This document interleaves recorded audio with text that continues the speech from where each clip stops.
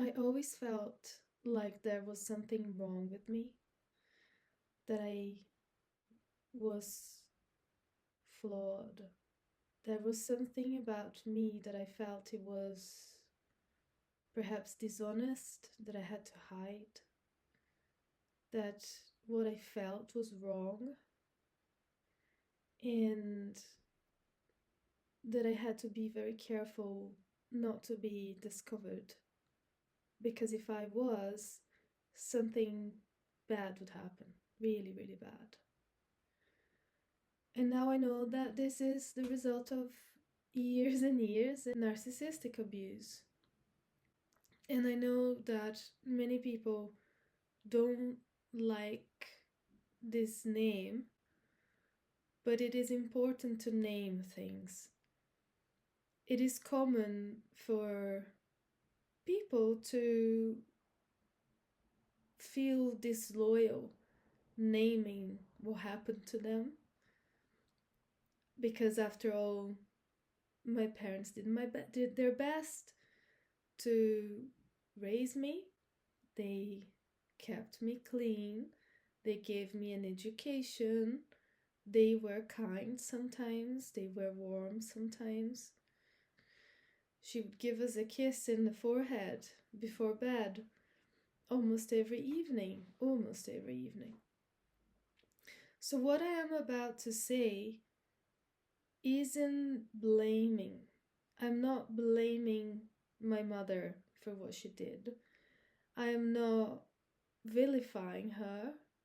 I don't think she was a bad person, but I know that what she did, the things she said, the way which she interacted with me was wrong and caused me harm that took me decades to first discover and then heal. And the healing is still in process. The healing, in fact, is a process of discovery, of naming things, and then liberating myself from them. Before naming things, I could not liberate myself from the things that I felt as a result of years and years and years of being shamed, of being idealized and then suddenly completely demonized, which is what happens when don't like saying this word, but I have to for the sake of everyone who has suffered something similar, is narcissistic abuse. So a narcissist will go from intense idealization to extreme devaluation in a moment. So if I did something well, if I got something right, then I would be this wonderful, promising kid.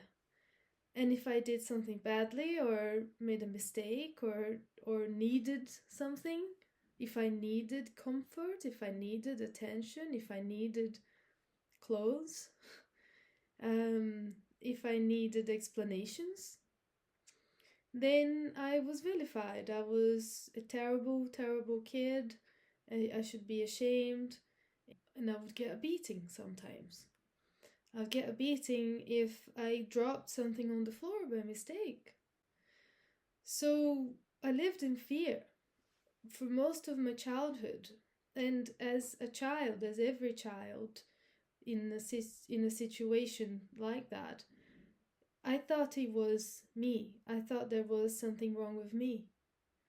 And it didn't cross my mind that there was a problem with the behavior displayed by my mother towards me. Of course, no child ever does. We as children believe that it is justified, whatever it is that's been done to us, however painful, however wrong it feels, because I did feel it was wrong, I knew it was wrong, But I assigned blame to myself. I just thought that was what I deserved because I am somehow defective. This has an impact in so many ways to so many people, and it's difficult to understand why all the knowledge available about this type of dynamics is not more widely available, in some ways perhaps enforced with parent education groups. However, here we are.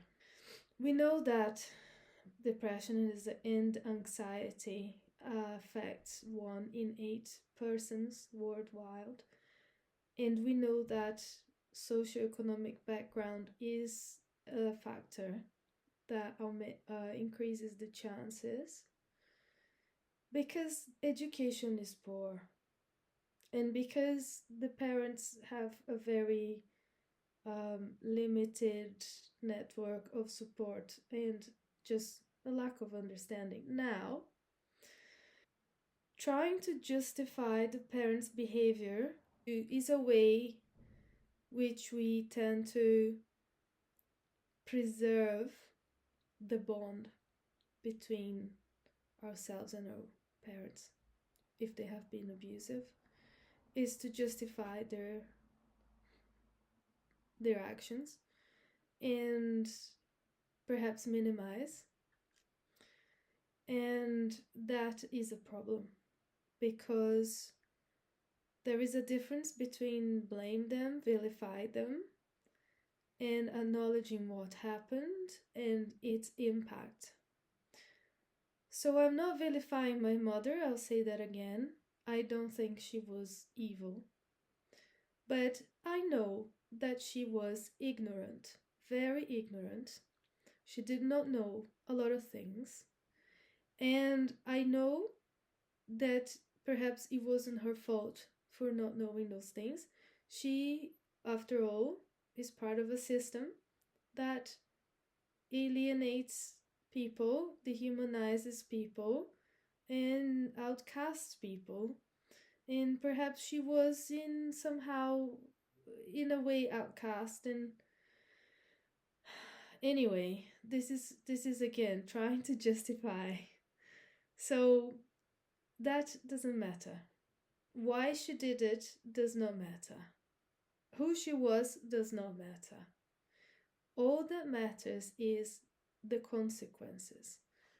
My mother's behavior towards me as a child deeply shaped my sense of self, and it made it significantly more negative than it needs to be. So if I dropped something on the ground and it broke, I would get shouted at and possibly I'd get a beating for it, and told that I was clumsy, that I needed to be less clumsy next time. One, I couldn't help dropping things on the floor because that's what children do. Children are clumsy, that's a very normal thing for children to be. I had no idea what to do about it. How do you go about being less clumsy? Can this happen? How can this happen? And what is implied is that I should know.